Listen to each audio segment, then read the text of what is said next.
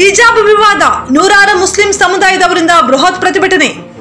ಉಡುಪಿ ಮತ್ತು ಕುಂದಾಪುರ ಸರ್ಕಾರಿ ಪದವಿ ಪೂರ್ವ ಕಾಲೇಜುಗಳಲ್ಲಿ ಹಿಜಾಬ್ ಧರಿಸಿ ಬಂದ ಮುಸ್ಲಿಂ ವಿದ್ಯಾರ್ಥಿನಿಯರಿಗೆ ಪ್ರವೇಶ ನಿರಾಕರಿಸಿದ ಕ್ರಮ ಖಂಡಿಸಿ ಮುಳುಬಾಗಿಲು ನಗರದಲ್ಲಿ ತಾಲೂಕು ಕಚೇರಿಗೆ ಮುತ್ತಿಗೆ ಹಾಕಿ ನೂರಾರು ಮುಸ್ಲಿಂ ಸಮುದಾಯದವರು ಬೃಹತ್ ಪ್ರತಿಭಟನೆ ನಡೆಸಿದರು.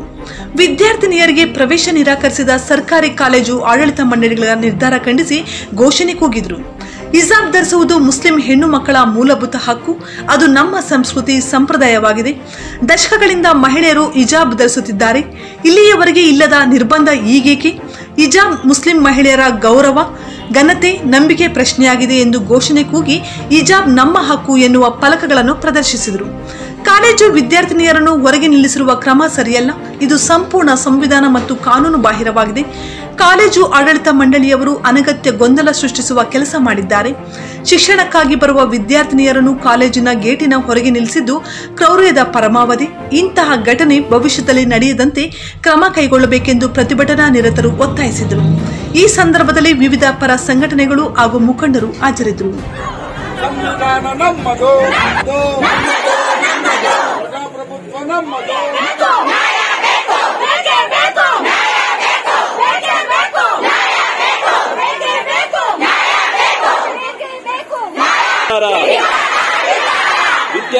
ವಿದ್ಯಾರ್ಥಿಗಳ ಮೇಲೆ ಕುಲಂಕುಷವಾಗಿ ಶಿಕ್ಷಣ ನಮ್ಮದು, ಸಂವಿಧಾನ ನಮ್ಮದು, ಹಿಜಾಬು ನಮ್ಮದು, ಹಿಜಾಬು ನಮ್ಮದು, ಶಿಕ್ಷಣ नम्मदो, कानून हमको मालूम होना कि हम लोग इस जगह पर कई को जमा होकर है। इधर को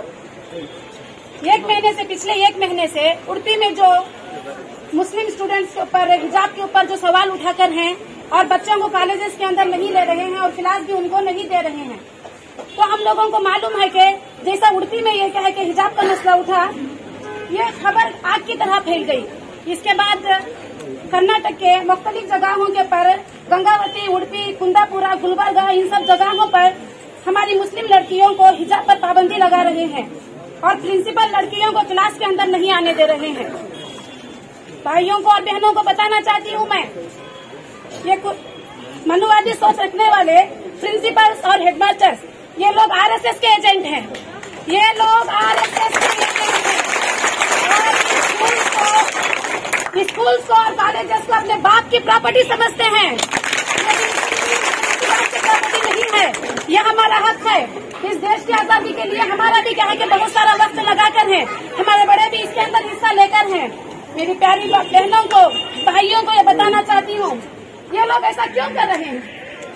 हम अपने अंदर एक सवाल को पैदा करने की जरूरत है, हम अपने आप को। ये लोग अपने अंदर ऐसा क्यों कर रहे हैं? ये लोग हमारी पहचान को छीनना चाहते हैं। ये लोग हमारे क्या है कि इस्लाम धर्म में जो हम लोगों को बुर्के की जैसी अजीम नीमत मिली है, एक तोहफे की शक्ल में ये चीज को छीनना चाहते हैं। गृह मंत्री बताते हैं हमारे राइट्स के अंदर आर्टिकल 14, 15 और 25 में हमारे हुकूक को वाज़ेह तौर से बताया गया है। ये लोग हम लोगों को अनपढ़ समझते हैं क्या? ये लोग हम लोगों को बेसमझ समझते हैं क्या? क्या हमारा हक नहीं है? हिंदुस्तान में, भारत में हमारा हक नहीं है? बेशक मुसलमानों को बाबा साहेब अम्बेडकर साहब जो संविधान बनाकर हैं, इसमें मुसलमानों के हक और हुकूक को भी सही तरीके से बताकर हैं। जैसे कि हम तमाम को मालूम होना कि मुसलमानों को स्टोर्स की जगह पर, दुकानों में, बाजारों में fighting for our fundamental rights, constitution has given India is a secular country, we have right to religion. ಎಲ್ಲ ಜನರು ಅವರವ್ರ ರಿಲಿಜನ್ ಪ್ರಕಾರ ಅವರು ಕಲ್ಚರ್ನ ಫಾಲೋ ಮಾಡಬೇಕಂತ ಹಕ್ಕಿದೆ. ಅದು ನಮ್ಮ ಡಾಕ್ಟರ್ BR ಅಂಬೇಡ್ಕರ್ ಅವರು ಕಾನೂನಿನಲ್ಲಿ ಹಕ್ಕು ಕೊಟ್ಟಿದ್ದಾರೆ. But nowadays what we are seeing in our country, what is happening in our country? Is this India? ಇದು ಇಂಡಿಯಾ? ವೈ? ಬಿಕಾಸ್ ಆಫ್ ಹಿಜಾಬ್. ಹಿಜಾಬ್ is a fundamental rights. We all like ಹಿಜಾಬ್, we choose ಹಿಜಾಬ್, we wear ಹಿಜಾಬ್. But today what is going here? Today what is going here? They say don't wear hijab. Hijab is we wear hijab. They are telling don't wear hijab, but we not lose hijab. They say hijab is a piece of a cloth.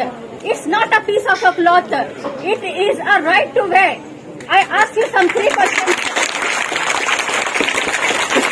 I asked you 3 questions, sir. You say only yes or no. Can we lose hijab? No. Can we lose hijab? No. We forgot hijab? No. No. But we can fight for hijab. Yes. ಹೆಚ್ಚಿನ ಸುದ್ದಿಗಳಿಗಾಗಿ local news YouTube channel ಅನ್ನು subscribe ಮಾಡಿ.